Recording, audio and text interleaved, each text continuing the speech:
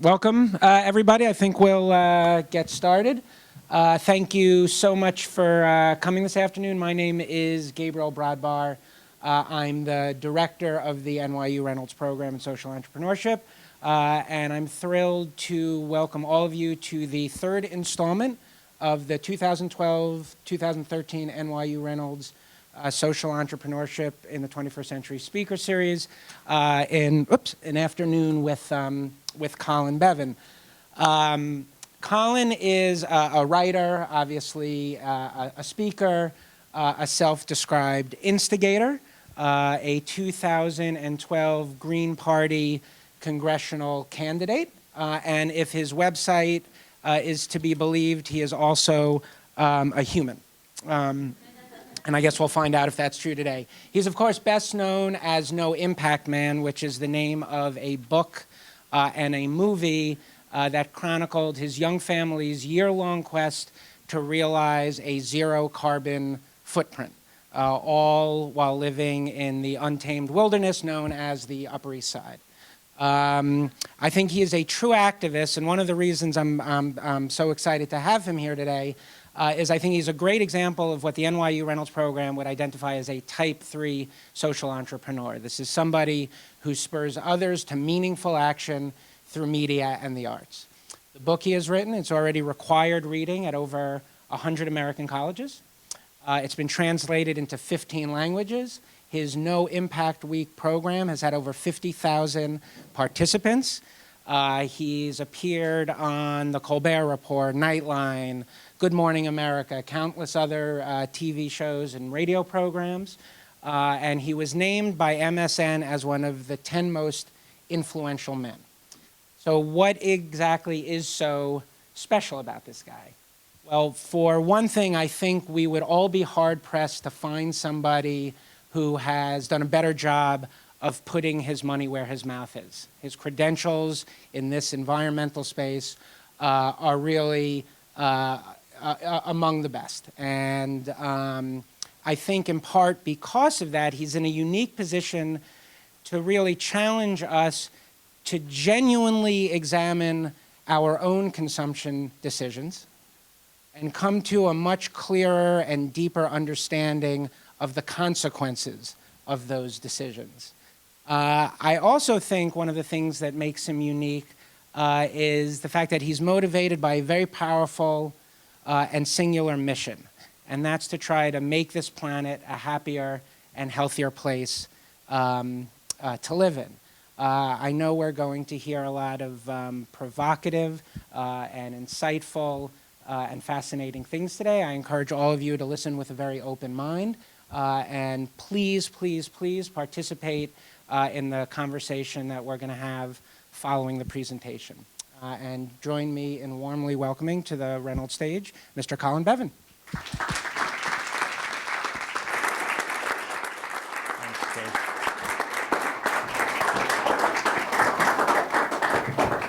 Hi, everyone. Thank you all so much for coming, and thank you, Gabe, and other people here at the Reynolds program for organizing things and making the PowerPoint presentation work and whatnot. Anybody here from the American Coal Board? Or Exxon? Because I keep hoping that the name of my presentation will attract them to come.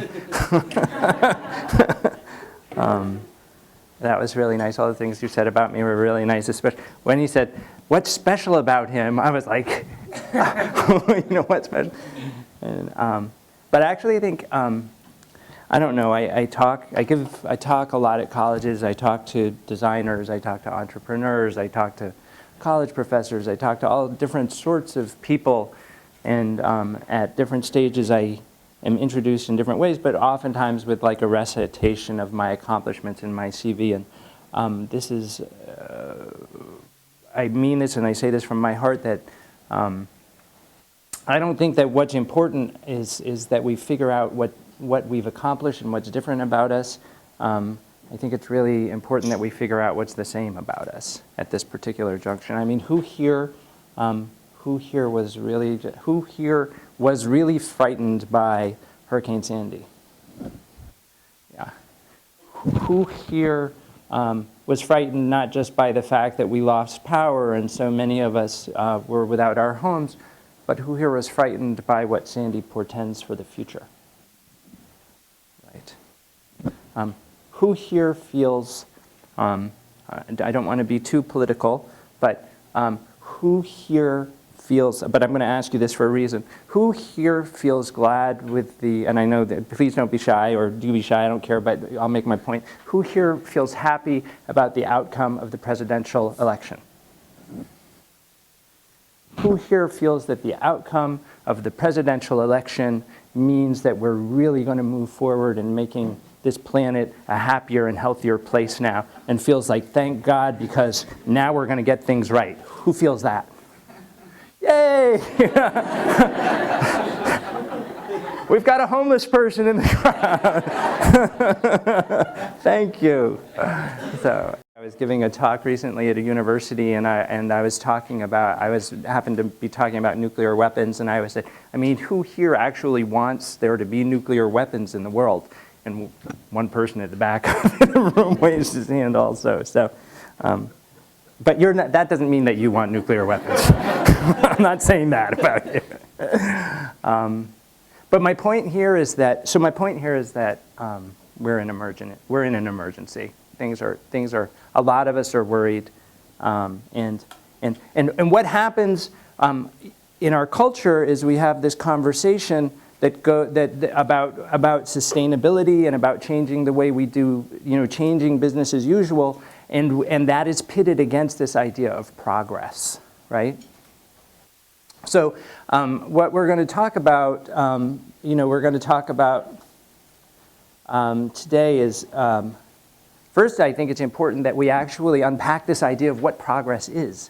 Because if we're going to keep doing what we're doing, we should at least know why we're doing it. So what does progress mean?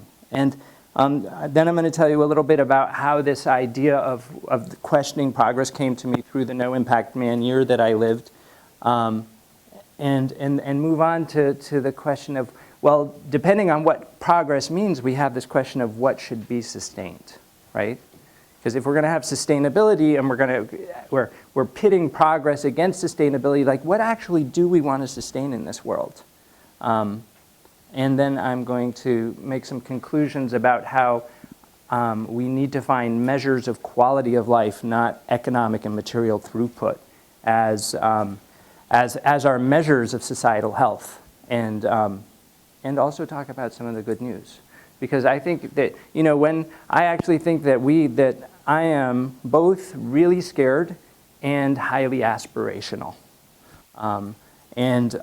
So the aspiration part, like the part about us potentially having a better life and moving towards something better, that's the carrot.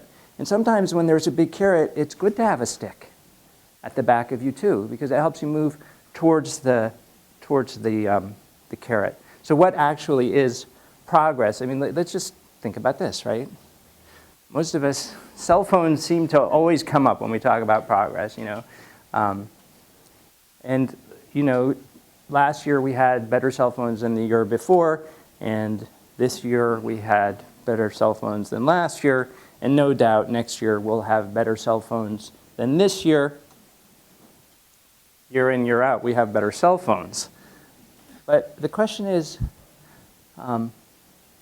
if it's the same year in, year out, if we have better cell phones every year, is having better cell phones actually progress?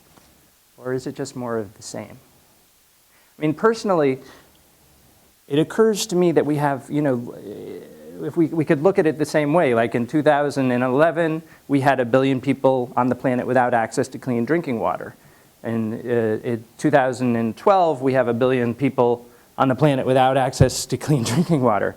No doubt in 2013, we will have 1 billion people on the planet without access to clean drinking water. This doesn't mean, by the way, that the water doesn't taste good.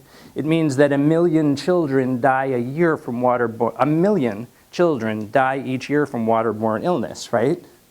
But the good news is, we can actually watch high-definition TV on our walkie-talkies while riding the subway.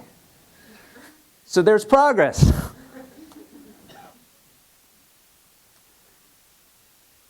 this seems like a esoteric and metaphorical and religious question, this question of why are we alive? But I give this talk to designers sometimes, and we have so many assumptions in our culture about what our lives are for now, that we should accumulate capital, that, lots and lots of assumptions that we're taught from a very early age. And why we're designing things, why we're running businesses, if we are social entrepreneurs, what the point of our businesses actually are. What are the assumptions that we're operating under, and do they actually stand?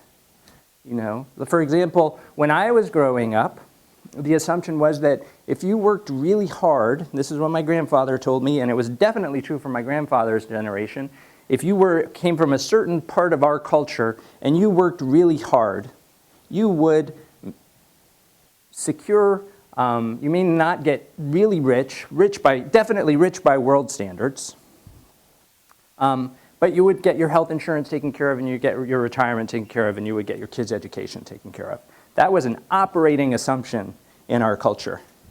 I would argue that operating assumption doesn't hold true. There are lots of operating assumptions in our culture at the moment that no longer hold true. And so I think we need to step back and ask, what are we doing here? Not just what are we doing right here and having it, but what are we doing here? And I don't presume to know the answer to this question, why are we alive? I don't presume to know the answer for you. But it means what is the purpose of my life? What is the purpose of my business? What is the purpose of the institution that I'm part of? What is it we're actually trying to accomplish? So, just to step back to tell you what informs my thinking on this, in 2006, I was really worried about climate change, and I was really worried about the fact that we were wrecking the place, but people didn't even seem really happy. We're wrecking the place, but 1 billion people don't have drinking water. We're wrecking a place, but 27% of Americans are either suffering from depression or major anxiety disorder. Right? These things worried me. And I was a writer, I had written history books, and the question was, how could I, I felt like I could no longer write history books, and the question was, how could I use my skills and talents in service of the things that really worried me and concerned me? And I came up with this No Impact Man project, which was a year that I spent with my little family living in Manhattan, Greenwich Village, actually. I just want to make clear that I never have lived and never will live on the Upper East Side.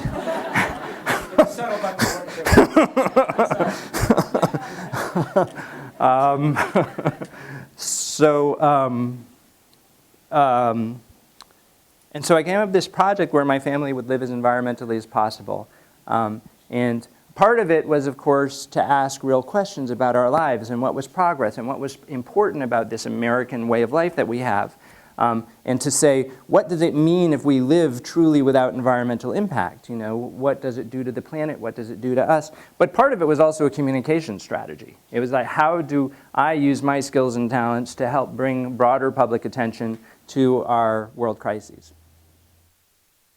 So the idea is that we would live over the course of the year figuring out how to cause progressively less and less impact. I should say, by the way, that this project also attracted gigantic attention. And this picture is actually a picture taken by a New York Times photographer. And we had the whole front page of the House and Garden, whatever it is, section of the New York Times. And it just exploded in the media around the world because it apparently set off some sort of a conversation, which I actually think has to do with the fact that many people around the world are worried about the types of things that we're coming together to talk about in a room like this, but have no understanding or seeking some understanding of how their personal lives connect to these gigantic world problems. And so this no impact year where some family was trying to live without causing impact caused this kind of, let the cork out of bottle on a conversation about what is my place in the problems. Why are we here? What's my relationship to this world that we live in? So just briefly, it worked in stages. First, we figured out how to make no trash, and I don't mean that we recycled less. I mean we made no trash. We figured out how, returnable glass milk bottles, simply wouldn't buy anything that had packaging, all this type of stuff. No carbon-producing transportation, which meant, guess what? I didn't have to go home and see Mom at Thanksgiving. Only local and seasonal food. No buying anything new, only in the secondhand, working only in the secondhand economy. No fossil-fueled electricity, which actually meant that for the last 6 months of the project, there was no electricity in our apartment at all. Sustainable water use, and then the final stage was actually trying to have a positive impact, because the conceit of this year was we would reduce our negative impact as much as possible and increase our positive impact, and the idea was that the reduced negative impact and the increased positive impact would equal no net environmental impact, which any environmental scientist will tell you makes no sense whatsoever, technically speaking, but philosophically, the question was just, is it possible to live doing more good than harm? So honestly, I went into this thing, and was criticized for going into this thing as a guilty white elite liberal, and in fact, the subtitle of the book is a guilty liberal, blah, blah, blah, because I was a guilty liberal. And I thought, that I was, in some ways, I was paying penance. But what quickly became clear was as I let go of things, there were intimations of a different kind of life. Now, I'm going to talk about some things. I'm not saying that none of us should ever get in motorized transportation, for example. I'm not saying that none of us should ever use air conditioning. I'm not saying, and I don't do that anyway. I don't tell other people what to do. But what I am going to tell you is that some of the operating assumptions of our lives turned out to be wrong. So, I'm fond of saying that, our lives are in boxes. So, we're fast asleep, and then a box starts making noise, deet, deet, deet, deet. We get up, we go into the kitchen, we open a box, we take a box out, we pour ourselves some food. We get dressed, we get in a box to go downstairs, then we go down more stairs underground and get another box to go to work, then we go get in another box and go up to our offices where we sit in a box looking at a box all day long until it's time to leave. When we get back in a box, go back downstairs. So sometimes I think we could save the world just by getting rid of boxes, right? So my point here with this picture is that we couldn't use the boxes anymore, And I had this rickshaw built from all secondhand parts because I couldn't buy anything new. And this was how I transported my little girl around. And she would say, sometimes I'd say, she would say, let's go out and see what happens, Dad. And that meant we would go out, ride around in the rickshaw, and see what happens, right? Not get in a box, not rush, but actually see and get exercise as part of the daily routine. Like, it's very typical in New York City that we get in a taxi to go to the gym so that we can then get on a treadmill and run in place. Right? So similarly, eating local food is, it's just a fact of life that the directors of the major agricultural corporations are not in business to bring nutritional food to my little girl. They're in business to make profit for their shareholders, and that's the law. That's the law. And this is why we have B Corp. If you don't know, B Corp is a new corporate structure that allows directors to be accountable to the communities served, to their employees, and to the environment. But standard corporate law doesn't allow that. You're only accountable to your shareholders and profits, and you don't make food to be nutritious. You make food to make money. And so shopping at local farmers market actually meant we ate food that was good for us, not prepackaged food. This actually, by the way, is an extra picture of my little girl, because this talk is all just an excuse for me to show you pictures of my little girl. But this present was it was a present. It was an old toy that was stuck in her cousin's closet, and what was really interesting is we were so concerned that she had presents like other kids, right? But we couldn't buy anything new, but we did this whole thing. And she didn't care which presents were hers and which weren't. She just wanted to open all the presents, whoever they were for. And then she wanted to sit with her Uncle Joe and sing at the piano. So Christmas, suddenly it became clear, was not about how much stuff we had. In fact, studies show, this is true, studies show that the more money, your happiness at Christmas time is negatively correlated to the amount of money that's spent on you. Isn't that wacky? The more expensive a gift somebody gives you, the less likely you are to have a happy Christmas, right? This is just, the question of air conditioners. We didn't have air conditioning in our house, and so what we did, we spent a lot of time in this fountain, seeing what was happening, and again seeing what's happening in our community. And one time, this old lady said to me when I was telling her about the project, she was about 80. She said she had grown up just after World War II, and some of the happiest nights of her lives were the nights where it was too hot in the middle of the night to stay into your apartment, so everybody poured down onto the streets, and it was like a block party in the middle of the night. So it's really interesting to me because the TV and the air conditioners kind of have the effect of, it's like, similar poles of a magnet, where we get pushed apart. Like, all of these things seem to push us apart.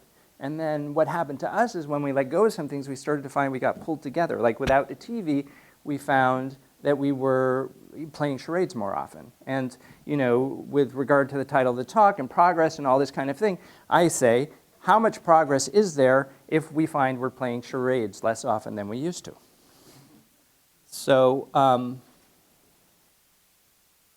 it's not to say, I'm not saying you shouldn't have an air conditioner. I'm not saying you shouldn't have, you must transport yourself this way. I'm not saying you should be no impact man. I'm not saying that at all. But what I am saying is it progress if it's not making us happier and healthier? What really is progress? And if it's not progress, do we want to even sustain it in the first place? This is why I say to hell with sustainability. The question of sustainability is this question of, can we do it over and over and over? If it's sustainable, we can do it over and over and over and over, and the planet will be okay. And the people will be, that's the general idea of sustainability. The question is, can we do it forever and ever and ever? And so, for example, one of the holy grails of sustainability is this question of the electric car. Like, we'll have an electric car. It will be great because it will only run on electricity. At the moment, they say that it's cleaner. There's some question about that, whether it's cleaner and everything than gas-driven cars, and also some question about the carbon impact, because actually half of the impact, the carbon impact of a car, comes in its manufacture. So it doesn't matter how many solar panels we use, we still have half of the carbon impact, right? So the holy grail is the windmill and the electric cars, which will be great because we'll still have this, right? So it's like, should that really be the holy grail? The average LA citizen spends 2 weeks out of their life every year in a traffic jam. The average American father spends 72 minutes alone in his car, but only 27 minutes each day with his children.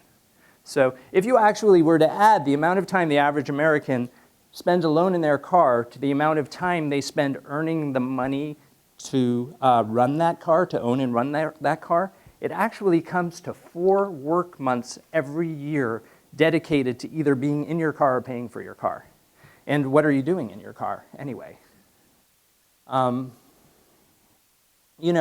There was this whole thing a couple of years ago about the compostable Sun Chips bag that came out from Frito-Lay owned Sun Chips. It was, and there was a big yay, Frito-Lay, come out with a compostable Sun Chips bag. Of course, it eventually got taken off the market because, it made too much of a crinkling noise and consumers didn't like it. But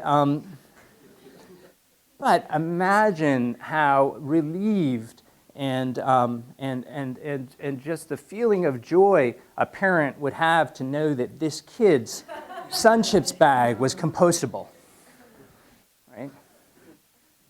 So the question is, again, it's this question of what should we be what should we be sustaining? I mean, to me, this is the biggest oxymoron going. Organic tobacco. I mean, making tobacco, don't get me wrong. I'm not saying that we shouldn't make windmills for cars, and I'm not saying that cars shouldn't be sustainable. What I'm saying is if that's the definition of sustainability, if our goal is organic tobacco, right, screw it, right? Who wants that? Because less bad just doesn't equal more good. And again, if we're scared about Hurricane Sandy, then we have to question our underlying assumptions. If we're in an emergency, we can't just be like, we'll fix it at the margins. We can't just be like, we'll rubberize the playground and continue to do exactly what we were doing the whole time for these reasons. It's not, I mean, we have to ask, actually, is it working? Is the way we are doing things, is business as usual pushing us towards whatever it is we're here for? Because if that's like saying a quarter of us, 27%, that's like saying this many people are depressed or, go to the doctor and get Prozac. Like, nothing against Prozac, nothing against depressed people. But the point here is that if a quarter of us are depressed or anxious, something is not right. And it doesn't have to do with just whether our cars run on solar energy. I mean, just not to drive this point home, but this is the dictionary definition of sustain. Bear the weight of, bear, suffer, endure without giving way or yielding, as under trial or affliction. That is do we really want, quote, sustainability? Or do we want to take the question a bit further? Not can we do it forever and ever, which is the question behind it, but should we do it forever and ever? Because if we are on a planet with limited resources, and I'm about to show that we are, then the question is not just can we do it efficiently, but can we do it effectively? So the truth of the matter is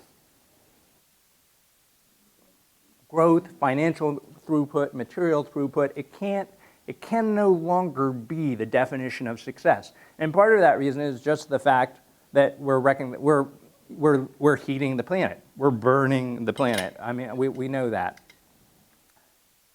And we have this endless thirst for energy. This is a picture out of Gasland by Josh Fox of what's happening here is the woman is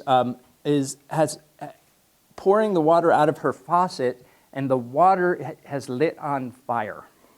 That's the kind of water that's coming out of her faucet. And that is because our thirst for energy is so great that we're now fracking. Fracking, by the way, is a shortened term for hydraulic fracturing. What we do is we send high-pressure chemicals under the ground to cause a mini earthquake that shatters shale formations, releases gas and oil, and then we pump the gas and oil back up, leaving behind volatile chemicals. So we're literally trading energy for drinking water. And by the way, we've been doing this for a really long time because mountaintop removal does the same thing. It's just somehow or another it only affected the poor people in the southeast, but now this is affecting everybody. This is a picture in South America of food riots because another goal of the sustainability movement is biofuels, and what's happening here is there's a riot because the farmers want the land to grow food, but the landowners want to grow corn or soybeans to make biofuel. There's a phenomenon called the bounce back effect that people don't talk too much about in sustainability, but it's basically this. Suppose that you make a product and you find a way to actually use less energy making that product, therefore causing fewer climate emissions because of the energy. All right, let's say the product is fish, right? So you find a way to send the fishing boats out to sea without any carbon emissions, which means less energy, which means that actually the price of fish comes down, right? Well, what happens according to the bounce back effect is because the price of fish comes down, compared to chicken, it's less expensive. So sales of chicken go down and sales of fish go up, and all of a sudden you've now depleted your ocean of fish. So just thinking about energy, and there are gigantic numbers of crises in all of our environmental systems. So just thinking about climate without thinking about the acidification of the oceans, without thinking of the depletion of the oceans doesn't work. So it's not just about growth. It's not just that we can have growth as long as there are no carbon emissions. It won't work. So what if we aimed for something else? So, the other question is not just about, whether we should be going for GDP, and what it does for our country. The other question is whether growth in GDP actually serves the whole idea, the reason for the linkage between GDP, the reason why we care originally, why we originally cared for GDP, when we were actually thinking about it instead of it being underlying assumption it was the idea that if there was financial growth, economic growth, then people would become happier, right? So also, if the rich people, if there was growth, then because of the theory of the rising tide floats all boats, right? That people would be brought up. But we know from Occupy and from a whole bunch of people that that's not actually happening. That the growth is mostly ending up in the hands of the 1% of the wealthiest. That's one thing. So the economic gains aren't there, but this graph also shows that economic gains in the United States aren't even contributing to life satisfaction. Another way of showing this is at the personal level. So what this graph is showing, it's showing increase of self-reported life satisfaction over annual income. And what does it shows? It makes sense, right? Once you get, you need to be warm. You need to have clothes. You need to be able to go to the doctor. You need to be able to get around. There's certain things that you need. But once you have a TV in 2 of your bedrooms, having a TV in your 3rd bedroom is not necessarily going to make you that much happier. So this question of GDP and then economic growth, again, are not the fundamental things. And also, so we have this assumption again in our society, we should earn money to get more stuff. I love this quote from Vonnegut. His wife said, was going out to the post office to mail some letters, and his wife said to him, "Have you ever heard of the fax machine?" And he I don't know if he told her, but in his writing he said he had a crush on the woman on the other side of the counter at the post office. And if he had the fax machine, he would never see the woman on the other side. And he said, the purpose of life is to futz around and don't let anybody tell you otherwise. And we have this thing, a thirst for efficiency. But efficiency for what, right? Actually, there was this idea. What happened was that the idea that as our economy became more and more efficient, the idea was that we would work less and less and less. But truthfully, as our economy, that's not what's borne out in the United States of America, is that we're actually working more and more and more. So well, you guys aren't going to be able to see this, but what should we be driving towards? And I put this, I know this is a blurry picture, but I ran a workshop with a bunch of young people. You can go online and you can look, the happiness psychologists are all telling us what makes people happy, what contributes to quality of life. And you can go online and you can look at their research studies, and it shows, this and it shows that, and thousands of money from the such and such foundation contributed to a study that shows this, right? And guess what? What they tell you is all the things that 10 students brainstormed in a room with me, which is why I use this picture, because this is the result of the brainstorm. In other words, it's what we already know, So I have a friend, and he runs an environmental organization, and the job is, what they do is they put economic value to environmental services. So say there's some thought of like cementing over a marsh, and the Army Corps of Engineers wants to know if they should do it, and so they're looking at their books. And there's no way for them to make a rational economic decision because, wildlife and water services and all that happens from a marsh doesn't work on the accounting sheet. So what my friend does is he actually finds a way to put an economic value to the marsh so that the Army Corps of Engineers can then plug the marsh in to their bean counting and decide whether it's worth tarmacking over the marsh. And then sometimes as a result of this, they say, we won't asphalt the marsh, right? But this is kind of like this board of things. We do not need to be told that you shouldn't cement over a marsh.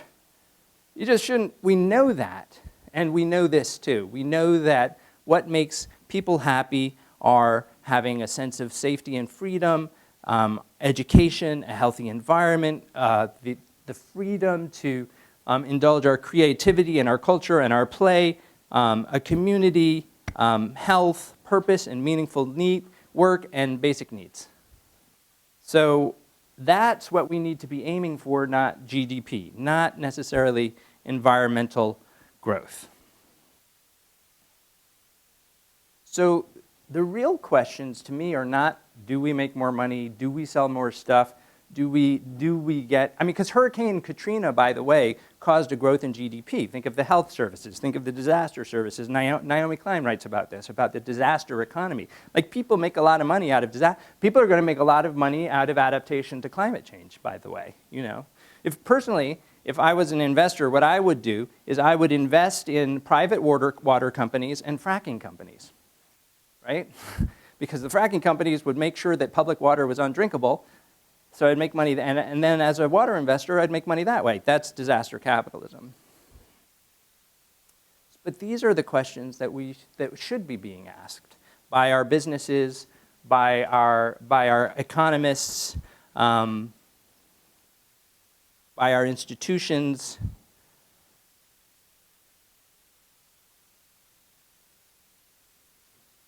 But the good news is what I said is that the stick is driving us towards the carrot. That the fact that the planet is melting, the fact that the fact that Hurricane Sandy is happening means that we're being driven towards less material and energy throughput and towards deciding what we actually do need, what makes our economy effective. So, you know, this is an artist's rendition of what could happen on Broadway on the Upper West Side, as opposed to making the street wider so more cars could go through it. You know, what actually happens, this is true. Studies show that the more traffic on the street that you live on, the fewer friends that you have. Isn't that interesting? This is, by the way, another interesting thing. The more bicyclists go past your home on the street, the less crime on the street, because there's more eyeballs. As far as I know, we could tell Frito-Lay this particular thing already comes in compostable packaging. So why are we taking corn, mashing it up, using in gigantic amounts of fossil fuels? Like, what if our inner city, I don't know if I live in, on the border of Clinton Hill and Bed-Stuy, and when you walk into the bodega, you can't get one of these. You can get sun chips. You can get all sorts of things. So it turns out that the stick that's driving us towards sustainability and away from sun chips is driving us towards this. It's driving what's sustainable, so-called sustainable, because like I said, to hell with regenerative is actually the word. What's regenerative is that we'll actually get our kids eating better. You know, what is unsustainable about the agricultural system is also making us fat. What's unsustainable about our transportation system is also making us fat. I don't know what the girl in a bikini is doing here. Well, these are basically corny pictures of people having fun.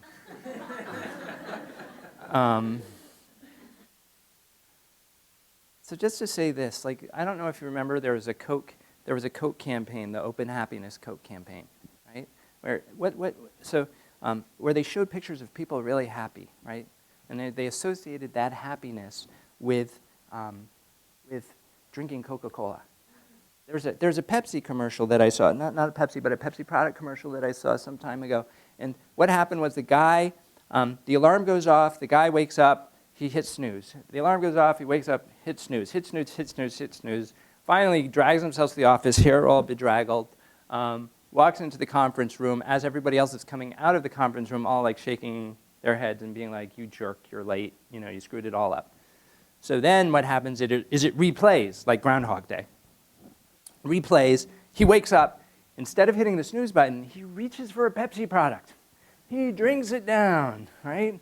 He runs into his walk-in closet. It's supposed to be New York, so his walk-in closet is about this big, when most of our apartments are about this big, right? He gets, dressed, and he goes to the conference room. His hair is perfect. He gives a presentation. At the end of the presentation, everybody claps, and they leave the room, and they're all patting him on the back and telling him how great he was. And so what Pepsi is ostensibly saying at first look at this is that if you drink Pepsi products, you will be more successful.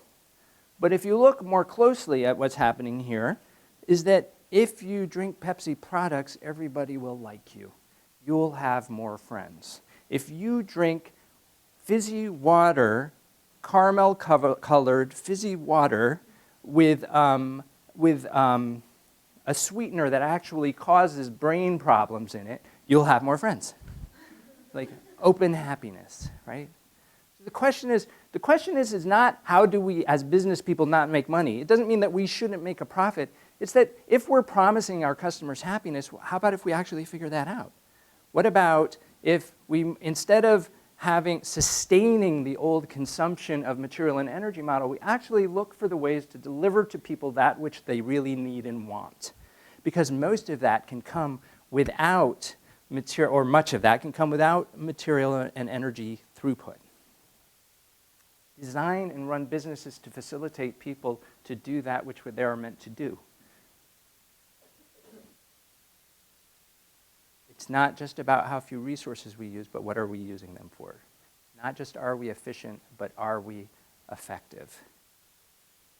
And you could say this all sounds like pie in the sky, but I would argue that there's actually a cultural sea shift occurring. That people are beginning to actually decide for themselves that they don't want the crap in the same way. There hasn't been a consumer bounce back, right? People are not just, and honestly, people are not asking whether their dollar is sustainable, but they are asking if their dollar is making them happy. And I don't know if you know, but recently there was this big, gigantic Coca-Cola built this gigantic in Atlanta, the largest recycling plant in the world, right? But the thing about it is, nobody even cares if the plastic bottles that contain orange juice and carrot juice are recyclable or not. There has never been an outcry about orange juice and carrot juice. And that is because people understand that there is value, that at least if you're using resources, you are delivering real value. And I would argue by this graph, for example, which shows that carbonated beverages are tanking, but farmers markets are going up. Like this, the farmers market is actually the one. I'm not saying it's a big sector, but I'm saying it's one of the, if not the largest growing sector in the United States at the moment. And that's because I would argue that people are getting more happiness for fewer resources. Not just fewer resources. Not just it's the same car, but now it's electric. They're actually getting something else. They're getting an improvement in their lives. So I just want to tell this one story because I like it to conclude, which is that I have a friend, and he actually runs the Omega Institute, which is a kind of a spiritual education place in upstate New York. And he told me that he had been talking to a friend of his, and his friend was a state trooper, and the state trooper said that applications for handgun permits in upstate New York were going through the roof. Like that they were continuing to, that people were buying handguns in the woods at such a rate that they actually had to increase the size of the handgun permit department, right? Now, in the woods in upstate New York, you don't need a handgun, right? And so anyway, my friend went home, and he said to his neighbor, he said, I was talking to the state trooper, and he told me that handgun sales in this area are going through the roof. What's up with that? And my friend's friend said, well, I've got a handgun. And my friend was like, what? What for? And his friend said, well, the economy's going to collapse. And my friend was like, yeah. And he said, well, when the economy collapses, the distribution systems that bring food and other goods into New York City are going to fail. And my friend's like, yeah. And he says, well, when those distribution systems fail, the people are going to come swarming out of New York City like bees out of a beehive. And they're going to come here. So what I've done is I've thrown a mattress down in the basement and I've filled it up with bottled water and cans of beans. And when those New Yorkers come up here, I'm going to make sure they don't get my beans. So my friend says to him, well, how many bullets do you have? Because there are 16 million New Yorkers. And unless you have 16 million bullets, all that's going to happen is you're going to end up with a front yard full of dead people, and then they're going to eat your beans anyway.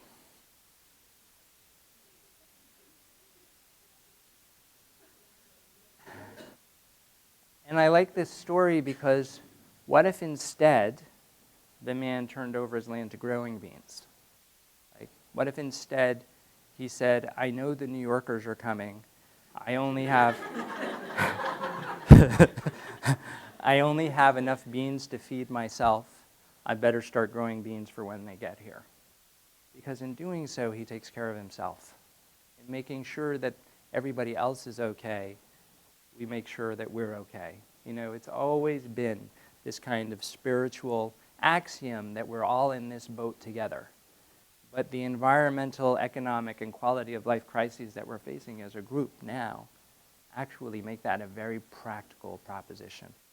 If India fills up itself with coal plants, we go down in the same boat as India, right?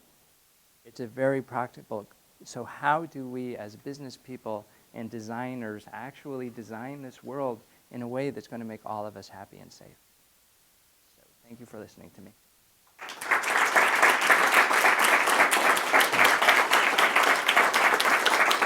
We have about half an hour for questions.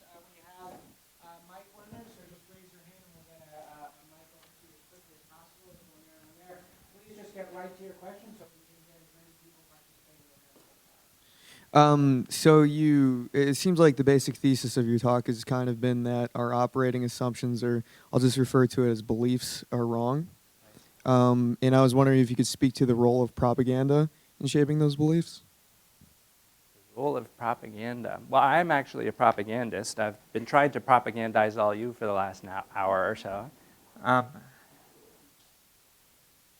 I'll tell you this, I'm not a big fan of terms like propaganda, for one thing, because propaganda implies that there's some big brother out there who's attempting to propagandize. And I'm not suggesting that that the Coen brothers aren't there. There are some people who actually are attempting to propagandize. Rupert Murdoch is among them. But the reason why we know they exist is because they're actually having to come up and fight the status quo. What I think is that rather than think about it in terms of propaganda, I like to think about it in terms of the difference between the motivations of the individuals that work in institutions and the motivations of the institutions themselves. So for example, I often say, I think this is, when I still lived in Manhattan, I would go down into the lobby, and every so often in the two chairs would be sitting the FedEx man and the UPS man sitting around and joking around. And you're like, the FedEx man and the UPS man should not be sitting around joking around, right? They should be like running around going, I'm getting their package. No, I'm getting their package.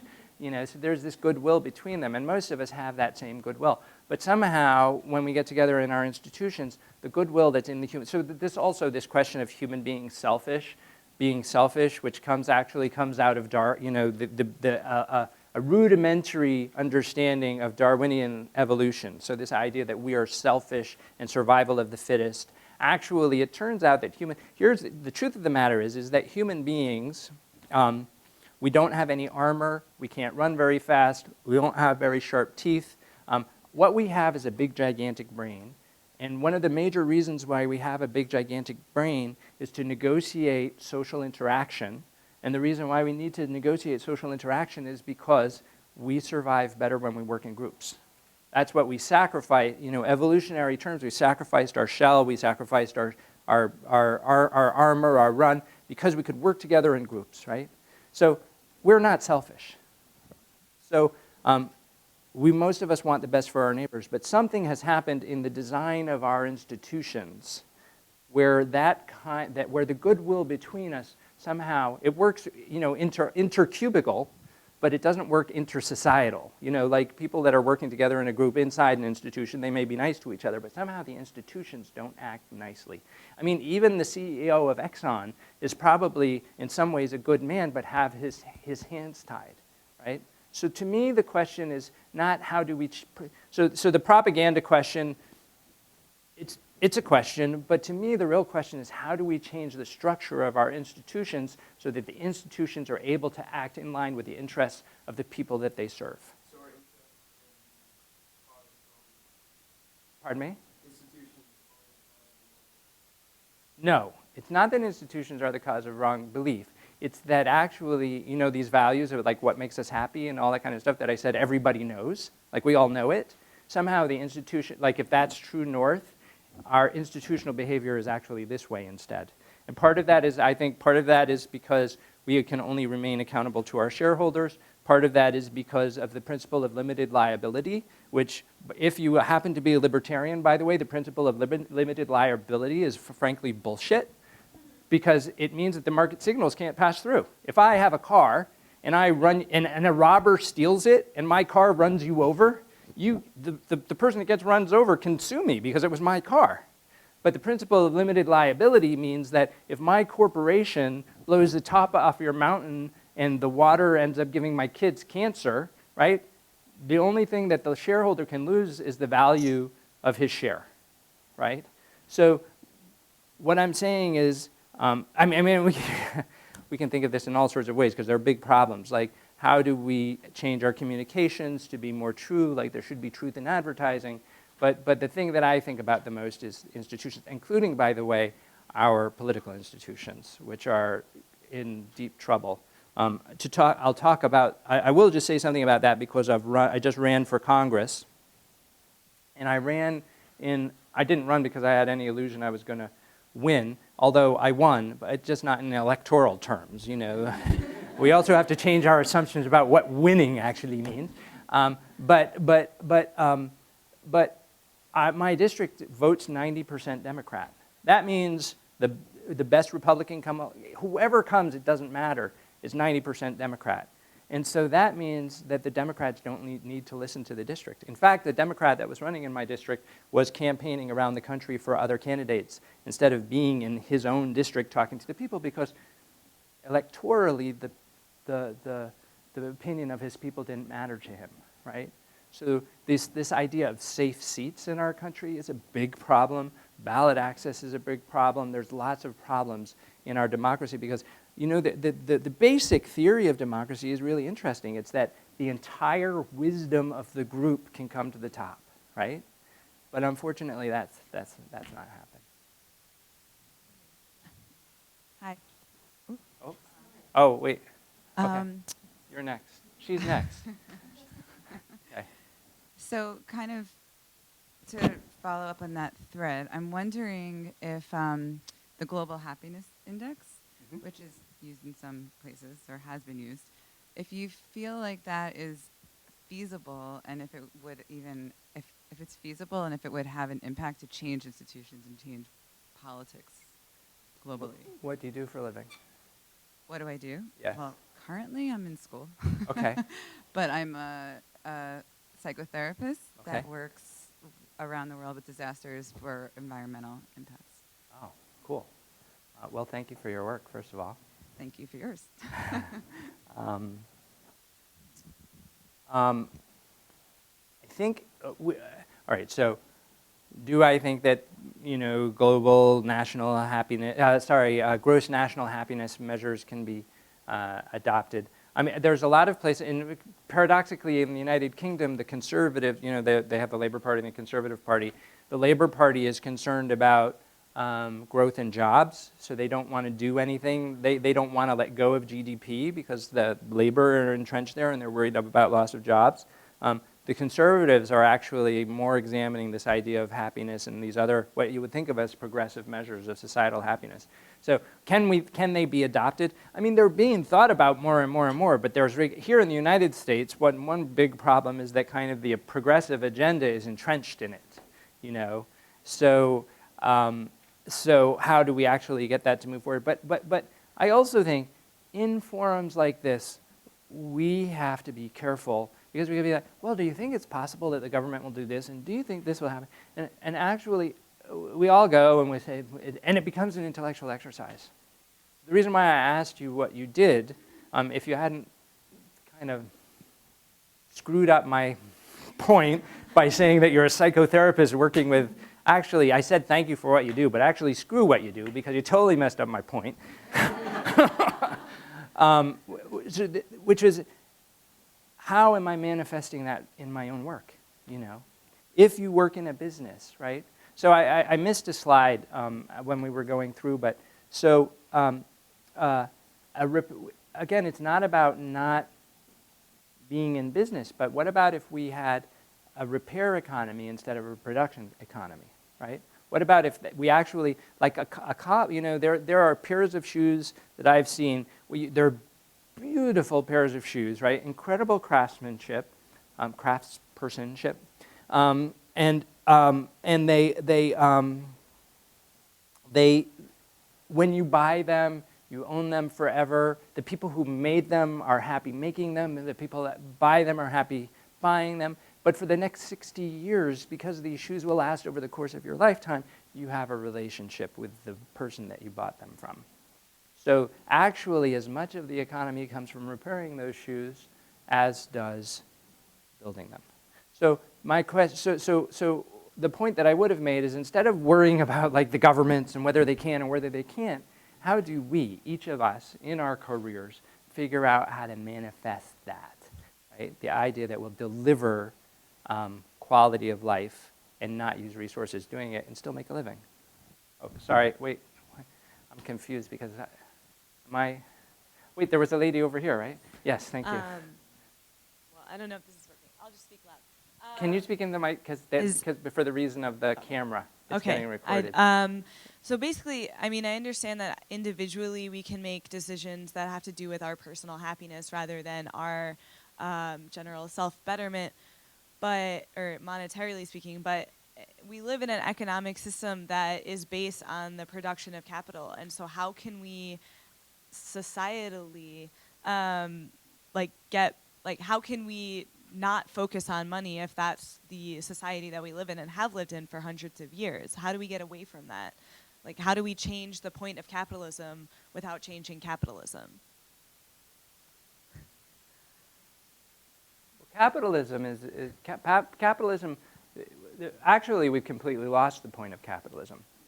Capitalism is, we think of capital, there's a difference. We think that capitalism, we've conflated as Americans the idea of capitalism and the free market. Free market means do whatever you want, the customers will regulate you because they won't buy your stuff if they don't like you, right? Well, nobody's going to figure out that they don't like Exxon until we've got gondolas in the streets of New York City instead of taxis, right? They'll be like, I'm not going to buy from Exxon anymore. It's going to be too late.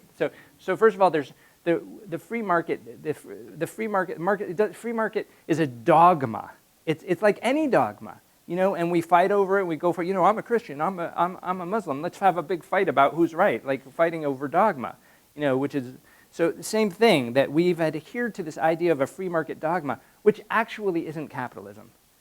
The fundamental idea of capitalism is rewarded altruism. And what we have now is the rewards without the altruism. The idea is, you know, it's like the three little pigs, right? So, you know, he has a mud hut, he has a straw hut, or something like he has a straw hut, he has a stick hut, and then there's the pig who makes brick huts. If I make brick huts for the people around me, they'll be safer. The big bad wolf won't get them, and I'll be rewarded for helping them. So we don't need to like move away from capitalism. We need to return to it. You know, I also think that I think it's time in the cultural discourse that we get beyond, people say, socialism doesn't work. That's true, socialism doesn't work. But, you know, 20 years from now, 30 years from now, 40 years of now, show of hands, how many people are completely, you know, in other words, Soviet communism ran its course. American capitalism is continuing to run its course. How many people in the room right here are sure that 40 years from now, history will show that American capitalism actually did the best for the whole world 40 years from now? How many people can say they're convinced of that? Thank you. Another homeless man. Sorry, I don't know if you were here before. I was teasing him before. Oh, you were, okay. So did you just do that because you wanted a little attention then? Oh. I see what you say. You think, well, we're a creative society. I won't argue with that. What my point is the discourse over, you know, as soon as you say capitalism doesn't work, then the answer in American discourse is, well, welcome back to Soviet Russia. You know, like the discourse should be something beyond its capitalism or its communism. Let's actually throw that out.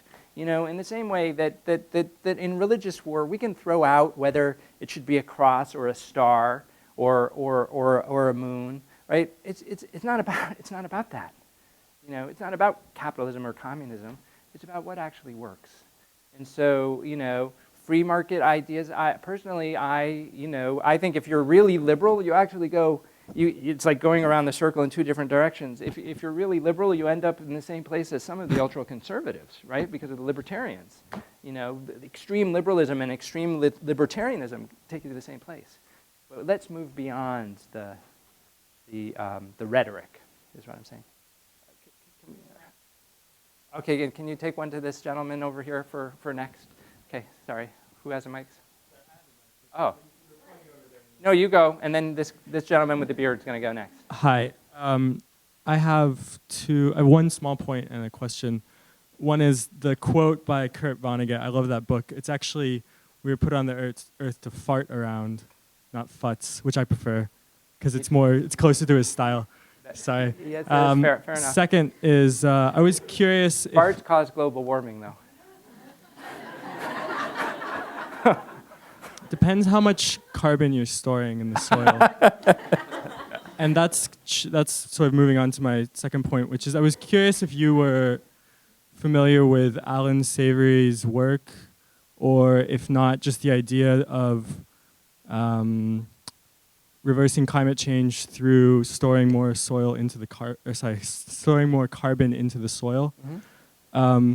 He also worked in the 80s along the same frameworks of what you're doing with kids on sort of saying what do we want for our societies, for our institutions. He worked in the Carter administration with lots of USDA policymakers and started these workshops of saying, well, this is the policy, but what do we actually want, and what's the policy we can use to get there? Right. And he found that all of them, once they sort of cut past their silo thinking, in a sense, they all sort of realized that the policies that they were creating were not affecting the change that they wanted. The program was stopped during the Reagan administration, but I think it's very interesting and speaks a lot to the points that you're making. Well, particularly what you're saying, like what do we want and how do we have the policies that we go there, it kind of even goes to what I just said, which is like, you know, it's not like communism, no, capitalism, no, or free market. Small government, this is what we are doing in the United States, like Democrats are in.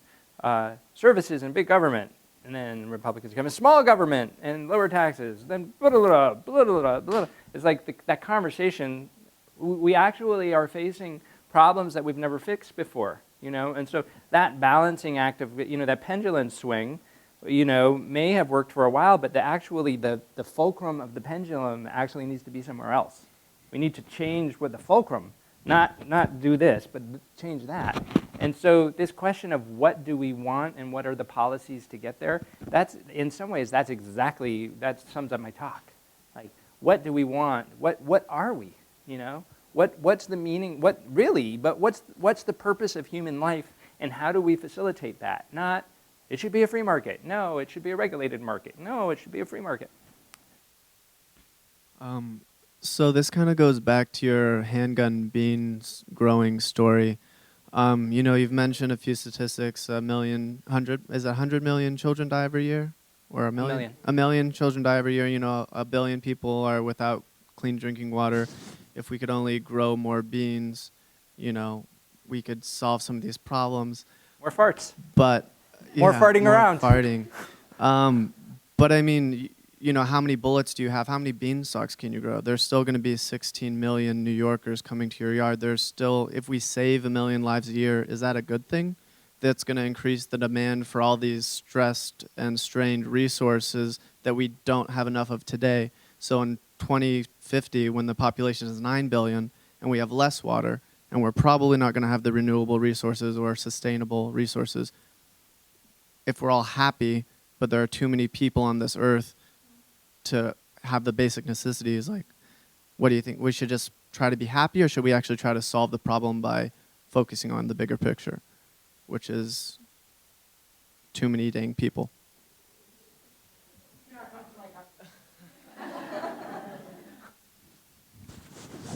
can come to my cocktail party. So should we solve the problems or should we be happy? What I'm trying to, first of all, let me address that. By the way, can I just say, academics have studied my work, and they called me an alternative hedonist. Like, don't you like that? Like, I'm totally down with that. I'm totally an alternative hedonist, and which is why hedonist is the pursuit of happiness, right? So, versus the solutions. What my point here is that actually, I think that many of our societal problems. And this question of environment or regeneration or sustainability are actually embedded in each other, right? That we can't really solve climate change if we don't solve the fact that people are working their rear ends off. We can make some moves towards it. I mean, we can cap and trade and all of that kind of stuff. But we don't get to the end. We don't get to the end if we don't look at things together. Institutional racism and climate change are actually connected. I mean, look who didn't have electricity for a month in our city after Sandy. It wasn't the white people, So these things, this quest for societal happiness and solving the problems actually work together. As for what you're driving at, which seems to be population growth, would that be? First of all, that argument about not helping. The question is not how do the most of us stay alive? The question is, what kind of lives do we actually want to have? And if there are 1 million people dying of lack of drinking water, I don't want a life that's not addressed to that. So I don't care if the world's going to end in 50. If I have to let a kid stand there and watch a kid die of not having safe water, to me that's not a life worth living. So the question is, how do we make it a life worth living and also safe, right? So the population growth question is, it's gigantic and huge, and how do we deal with it? I've actually been writing about this, and to me the question, again, I actually put it in these terms, like, how large a family should you have if you want to actually truly be happy? Because it turns out that many of us are having kids either that we didn't want, or we're having more kids that in unexamined ways. The population growth question is complicated, and I'm not a big fan of it because it's kind of not on the table anyway. So I don't feel like I don't have to figure. And the other thing is, there's lots of reasons, but anyway. I accept that it's a problem. I don't accept that we do things like let kids die of lack of drinking water. And that's the rationale that does get used in intellectual conversations that's sad to me. Oh, wait, sorry, the microphone runner up. You, and then whoever has the other microphone, this gentleman in the back will be next. I just want to go back to the last point that was made. As a public health professional, and as a doctor, we've always looked at medicine or treatment or health in a reductionist manner. We seem to think that, you know, if there's a, so I trained thinking the solutions to our problems is drugs. We need to treat everyone with drugs. And obviously, as I went through my medical training, and it rapidly emerged that we have these things called the social determinants of health, which I wasn't even aware of throughout my medical training. And we seem to do this in environmental issues as well. We seem to think that if there is a one simple solution, so we let these millions of children die and ignore the systemic problems that have caused those millions of children to die, and we will never reach sustainability, or we will never reach happiness, because we ignore these other factors and just take on this reductionist approach to these problems. And I have a huge issue with that. I'm sorry, it just got my blood boiling. I had to say that. Okay, thank you for helping our friend at the back.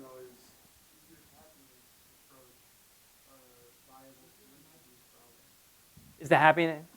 Sorry, say it again. I think the question that guy had over there, wasn't so much we should let these people die, but is I want to live this life, this happy life. Is that a viable solution to the obvious problem of overpopulation on the earth? Is the question of us societally aiming for those things that make us happiest? I'm not saying that if you pursue your happiness nonstop, and each of us pursue our happiness nonstop, that will, fix our problems by any stretch. What I'm saying is that the societal measures need to be different, and to ask what's quality of life, right? And population overcrowding are included in what makes for quality of life. So here's the thing, right? Everybody is. This is the thing, that everybody, we're all looking for this, like, what will fix it? Population growth, what will fix it, right? You want to know the truth?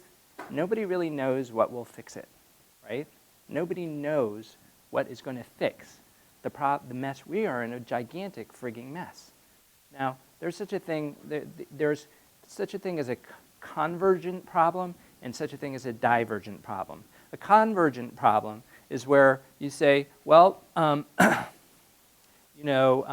do you get this bottle from here to here? Or what's 3 plus 4? Or what's 5 plus, or, what color is the sky? These are all convergent problems, because it doesn't matter how many minds you bring to the problem, the answer will converge on one point. But the problems that we are facing are a divergent problem.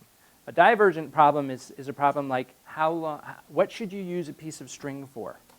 That's a divergent question, because the more minds you bring to it, the more answers will be there, right? Climate change, our environmental crises, our quality of life crises, our economic crises are divergent problems. There's no single pointed answer like population growth or happiness or anything that's actually going to be the answer. What is required? This is what I believe. What is required is that everybody in this room takes to heart the fact that we're screwed, right? It's like distributed computing, It's not going to work. It's not going to happen. It's not going to. The question is, what are we aiming for? That's the question, and holding that question tight. Sorry, it's this gentleman over. It really gets to my control issues at the microphone runners. Go ahead. So it seems like one of the sort of hopes would be that if this happiness perspective is more widely adopted and people have assumptions that we feel are more in line with reality about what leads to happiness, that's sort of the lowest hanging fruit for some kind of larger scale change would be at sort of the consumer level and the producer level, rather than working through existing institutions that have their own sort of internal logic that seems to be heading in a not so compelling direction. But I think with a lot of those forms of economic development where you're trying to create, shared durable value instead of kind of short-term commodity stuff that has all these externalities associated with it, is that there's a limit to the extent to which, at least the way things are structured now, the extent to which those economies can be embraced, because you really have to have the means to invest in yourself. And since a lot of people globally and even in our society are born into a situation or have fallen into a situation but they can't afford to invest in really high quality either things or services. How do you think, or have you seen any models that have found interesting ways to sort of overcome that like point of sale barrier to the wider scale adoption of these kinds of economies?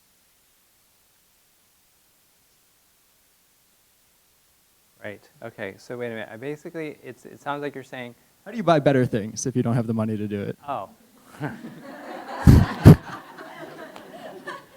I prefer. Here's another. I mean, I'm not being evasive, but I prefer this. So this is a very real problem in the food movement, in the local food movement. You know, how do we make? So it's all very well saying we're going to bring local food to Bed-Stuy, but the cost of that apple is not going to compete with the cost of the Sun Chips bag, right? So therefore, local food is an elite concern. And so the question is not at the point of purchase. The question is not how do we make it so that in other words, the question is not is not to put the responsibility on the consumer, but on the innovators. How do we make it so the apple is cheaper than the Sun Chips? That's the question, right? So and these things are connected because the reason why the Sun Chips are cheaper is because the cost of oil is so much less than the cost of labor, right? If we increase the cost of oil by carbon taxation, for example, then the playing field begins to become more leveled. Or if we increase other externalities, it starts to become more leveled. Wait a minute, so hang on. So I just want to return to the previous question a little bit. So the question is not like, should we be aiming for happiness? The question, we have to be careful because the real question is, what are we aiming for if we aim for GDP growth? So the question is not just like, should we be aiming for happiness? It's the real question is, how do we find an alternative to our current societal measures, right? And when I'm speaking about this, what I am actually pushing against is the idea, because this is that, for example, in the 1970s when all the bottle bills existed, you know, when we started to look at the idea that bottles should be returned and reused, the beverage container industry, amazing what industries there are, but not even the beverage industry, the beverage container industry said, if you make containers reusable, you're going to lose jobs because of all the jobs that are provided by the manufacturer of more and more, you know, use it, throw it away, use it, throw it away, use it, throw it away, use it, throw it away. So Oregon in the 70s passed the bottle bill, which meant that the drinks manufacturers actually had to wash and reuse the bottles, and the wash and the reuse of the bottles provided more jobs than the manufacturer of the bottles actually did. So I've actually a little bit lost my train of thought. But the point here is, it's not just happiness, but happiness in juxtaposition to what we currently aim for. Like, how do we break this mindset that material and energy throughput, like that we're supposed to get more stuff into people's houses, like that somehow there will be more societal well-being if more people buy more crap, right? And that is, I mean, there's no question about it, that the arguments during the presidential debate were, what would cause GDP to go up? And so the real question behind this is, really, I'm not saying that you should aim straight for happiness, but what I am saying is the point of GDP is not GDP. The point of GDP is actually making us safe and giving us safety and meaning. Those are kind of the two components of a good human life in many ways, if you really be reductionist. Safety and meaning, right? And GDP is no longer giving us safety and meaning. So how do we find a way where we head straight for safety and meaning? And by the way, safety includes, you know, not making the ocean levels rise over our streets. I think we're running out of time. Okay, one more question. Where's the? Wait. Yeah, okay, go more. This lady right here with the brown shirt. I'm wondering, I guess this is a good final question, if you could give us some takeaways, given that you lived as no impact man for a year with your family, as New Yorkers, aside from kind of the more standard, recycle, compost, eat local sort of thing, of ways that we could have less of an impact on our environment in this context. I mean, there are so many ways to personally live with lesser impact, right? Lesser environmental impact. So, I mean, I'm not going to, you could be vegetarian, you could ride your bike, you could, blah, blah, blah, blah, blah, right? Don't drink, for one thing, don't drink bottled water. And never serve bottled water at an event, ever, ever, So,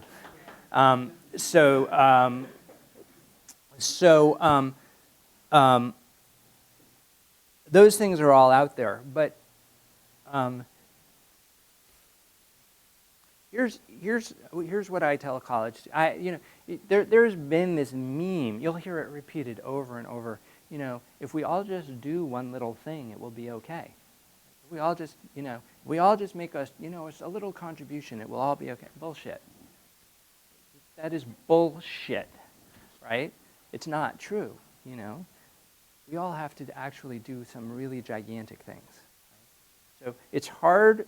It's a little bit hard for me, but so sometimes people say, you're just going around trying to get everybody to be more like you, no impact man. But honestly, to be no impact man for me in some ways was no hardship. Like if I move into a new apartment and I have a sleeping bag on the floor, it will take me 3 months before it occurs to me to buy a mattress. So not everybody is like that.